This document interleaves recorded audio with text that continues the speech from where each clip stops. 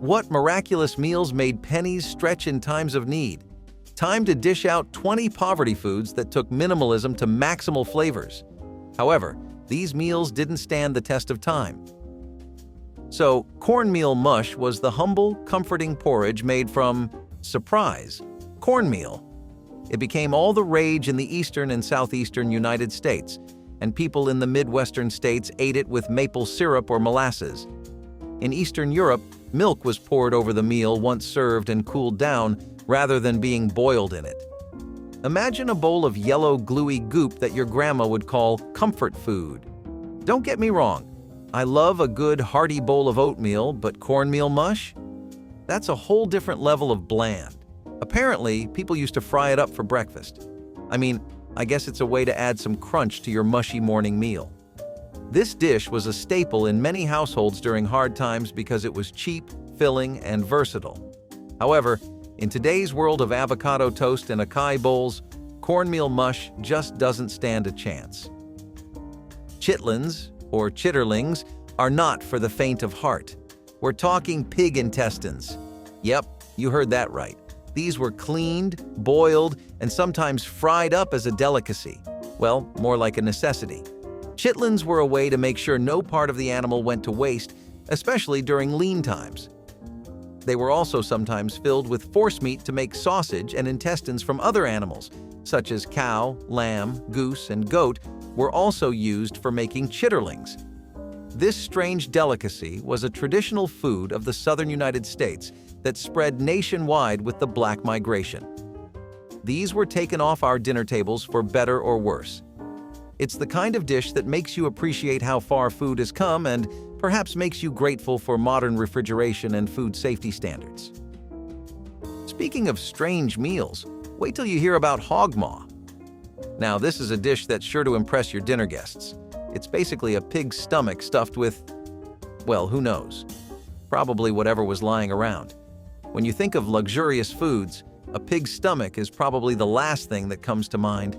But back when wallets were tight, people had to make do with whatever they could find. It was found in American, soul food, Chinese, Mexican, Portuguese, Italian, and Vietnamese dishes. Hogma was especially popular in Pennsylvania Dutch country, where nothing went to waste. Now, Hogma might sound a little fear factor-ish, but it was actually a way to stretch ingredients and make a filling meal for the whole family. It's like the ultimate meatloaf, if meatloaf came with an organ-based casing. These days, the idea of eating a pig's stomach might turn some people off, but back in the day, it was just another way to enjoy a meal. Scrapple was the typical everything but the oink dish. This Pennsylvania Dutch classic was made from pork scraps. Yes, that includes everything from the snout to the tail, combined with cornmeal and flour, then formed into a loaf. It is also known by the Pennsylvania Dutch name panhas.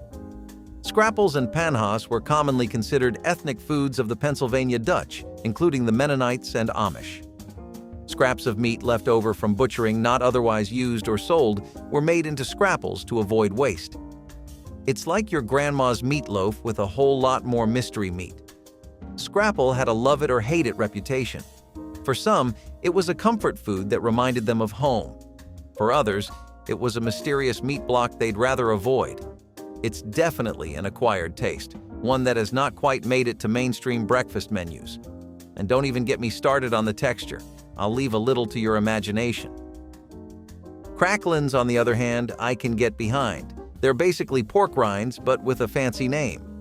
Finally, a normal, delicious meal that doesn't make your nose wrinkle. Crackins were essentially the popcorn of the pork world. These crispy, crunchy bits were made from frying pieces of pork fat and skin until they puff up and become irresistible little nuggets. In the days when every part of the pig was used, crackins were a way to make a snack out of what would otherwise be discarded. But here's the catch. These didn't really have a lot of benefits when you ate them. Yeah, nothing really screams healthy about eating deep-fried pieces of pork. Think of them as the porky cousin of potato chips. These days, you're more likely to find them in specialty southern stores than on your local supermarket shelf. Crackins may not be the healthiest choice, but they're a tasty reminder of a time when people knew how to make the most of what they had. Okay, If you have a light stomach, this next one's not for you. Chicken feet. You heard that right? Now, we're getting into some real survival food territory. Chicken feet might sound like a strange choice for a meal, but in many cultures, they're considered a delicacy. These little feet are often used to make rich, flavorful broths and soups. The high collagen content gives the broth a silky texture that's perfect for sipping on a cold day. However, chicken feet aren't exactly the most popular menu item in the West, or at least anymore. They were big back when people had to eat whatever they could find, like the tough days of the Great Depression. But in today's modern world, chicken feet are a big no thank you. They're a bit bony and can be a challenge to eat, which might be why they haven't caught on like, say, chicken wings. But for those in the know, they're a tasty, nutrient-rich part of the chicken that's worth trying at least once. Just don't expect to see them in your local fast food chain anytime soon. Tripe is the edible stomach lining of cows, and it's one of those ingredients that makes you go, really? But in many cultures, tripe was a beloved dish, often cooked in soups and stews. Here's the thing. These poverty foods weren't just about using the cheapest ingredients available. They were about resourcefulness and respecting the entire animal. People found ways to use every part, from the meat to the organs and even the stomach lining, turning what others might discard into nourishing meals. Now, as for tripe, it has a unique texture that's chewy but tender, and it soaks up flavors beautifully. Back in the day, it was a cheap way to add protein to a meal, especially when times were tough. It's the kind of dish that takes some getting used to, both in terms of taste and texture. Today, tripe is more likely to be found in ethnic cuisine than on the average American dinner table. It's one of those foods that hasn't quite stood the test of time, but it still has a loyal following among those who appreciate its unique qualities. Another item on this list is head cheese. Don't let the name fool you. There's no cheese in head cheese. Instead, it's a terrine or meat jelly made from the flesh of a pig or calf's head. Sounds appetizing, right? Variations of head cheese exist throughout Europe and elsewhere, with differences in preparation and ingredients. A version pickled with vinegar is known as sauce. Head cheese was a way to use every part of the animal, especially during times when food was scarce. It's a dish that's rich in flavor and history, but not exactly a crowd pleaser in modern times. While you might still find it in some specialty delis, it's not the kind of thing you'd bring to a potluck without a disclaimer. Pot liquor is the savory, nutrient-rich liquid left over after boiling greens like collards, kale, or mustard greens. This flavorful broth was often sopped up with cornbread or drank straight from the bowl. It's packed with vitamins and minerals, making it a staple in many Southern households. In a world obsessed with bone broth and kale smoothies, you'd think pot liquor would be all the rage. But for some reason, it hasn't quite made the leap to the mainstream. Maybe it's the name, or maybe it's just too old-fashioned for today's palate. Either way, pot liquor is a delicious, nutritious throwback to a time when people didn't let anything go to waste. It's a dish that deserves a comeback, even if just for its health benefits.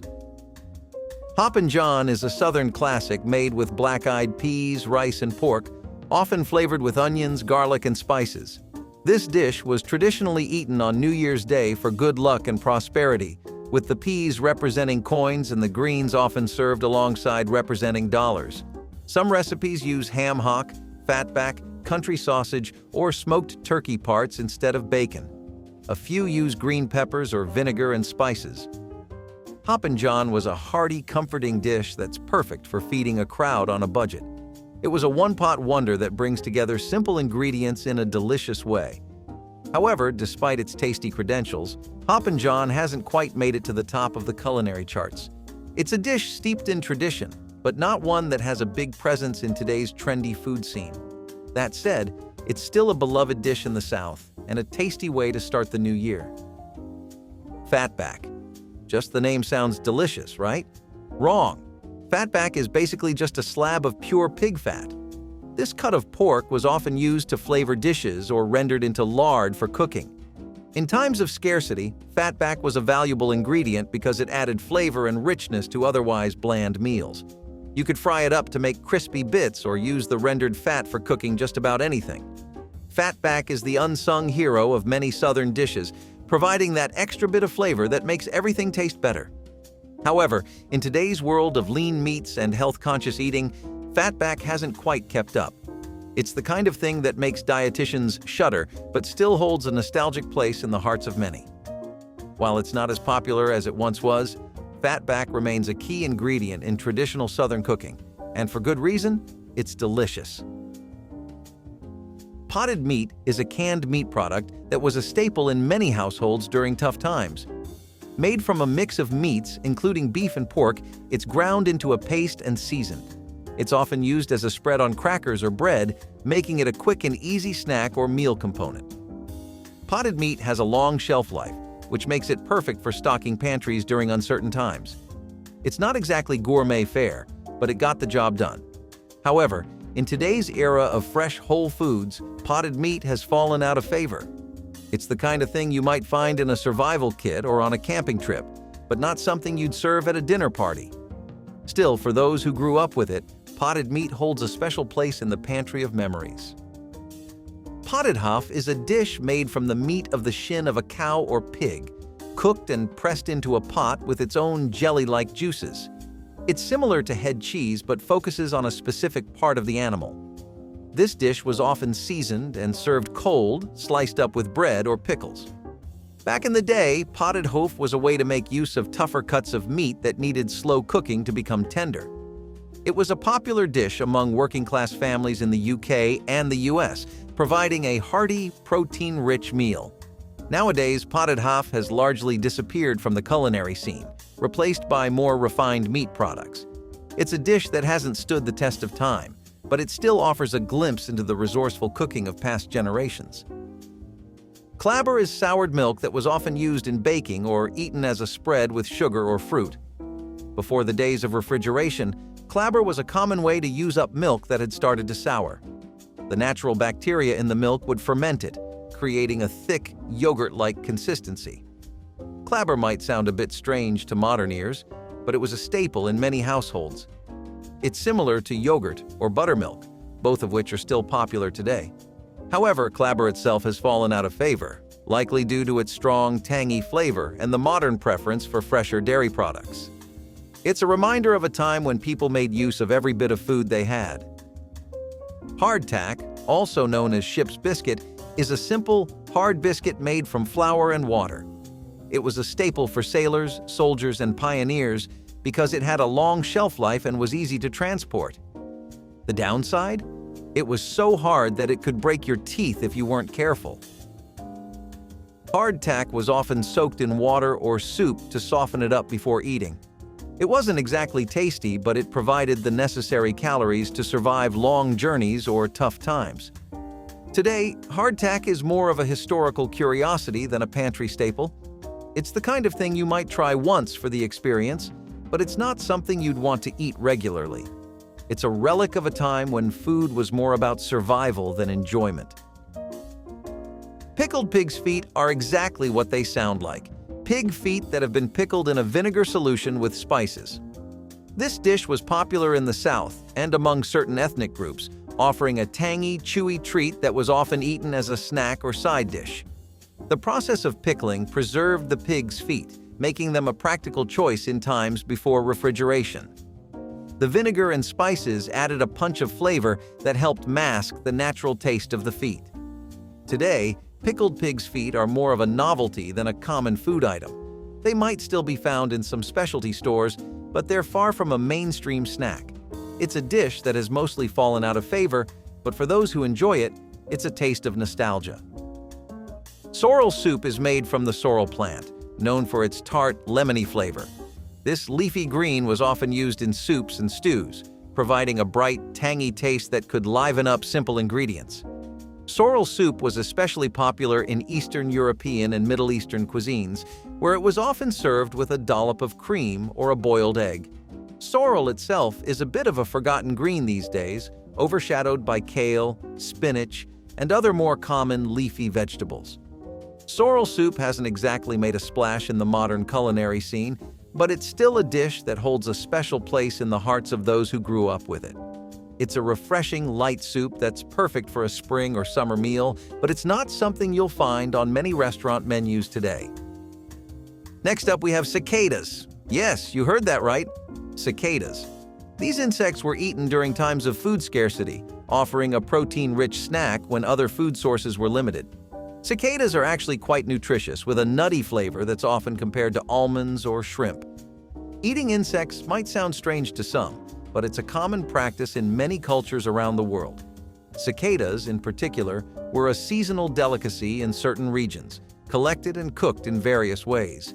In modern times, the idea of eating bugs hasn't quite caught on in the mainstream Western diet, although there's a growing interest in edible insects as a sustainable protein source. Cicadas may not have stood the test of time as a popular food, but they remain a fascinating part of culinary history. Pine needle tea is exactly what it sounds like, tea made from steeped pine needles. This beverage was often consumed for its supposed health benefits, including a high vitamin C content. During times when citrus fruits were scarce or expensive, pine needle tea provided a natural source of this essential nutrient. The flavor of pine needle tea is refreshing and slightly piney, with a hint of citrus. It's not the most conventional tea, but it has a certain rustic charm. However, it's not something you'll find on the shelves of your local tea shop. Pine needle tea is more of a survivalist or herbal remedy than a daily drink. While it hasn't become a mainstream favorite, it's still enjoyed by those who appreciate its unique flavor and natural benefits. Bean bread is a unique type of bread made by mixing cooked beans into the dough. This dish was a creative way to stretch ingredients and make a filling, nutritious meal. The beans added protein and fiber, making the bread more substantial than your average loaf. Bean bread has a dense, hearty texture and a slightly nutty flavor from the beans. It's a bit of an acquired taste, but it was a practical solution during times when flour was scarce or expensive.